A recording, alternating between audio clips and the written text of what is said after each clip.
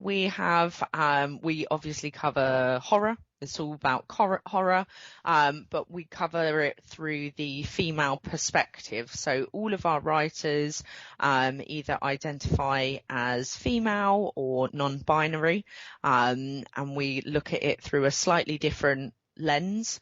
I guess it kind of came out of a place of noticing that horror was quite male dominated, and we went, do you know what, we'd like to do something a bit different from that. So lots of fantastic perspectives that we have on the website, you know, talking about lots of different issues, and we've got a huge team of writers now. I think there's about 40 writers, and yeah, including people like the amazing Kim, and everyone else. So yeah, it's basically horror through the female perspective.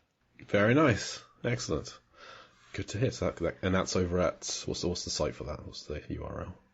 If you go to ghoulsmagazine.com, nice and simple. Excellent. Well, listeners, you should all go and do that. And as for me, you can find more of my writing over at lifeversusfilm.com, or over at The Lamb, the large association of movie blogs. If you have a movie blog or podcast, want to join a big community of like-minded folks, and come join us at The Lamb.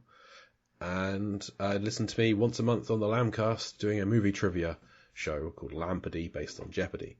You can find more of Mark's stuff over at Movies, Films and Flicks. That's Flix. He has a Movies, Films and Flicks podcast on Ravenous, so you can go back and listen to that from a couple of years ago. And follow the podcast on Facebook, Instagram and Twitter at Deep Blue Sea Pod, or email us deepblueseapod@gmail.com if you have suggestions on other Deep Blue Sea adjacent films we can cover in the future.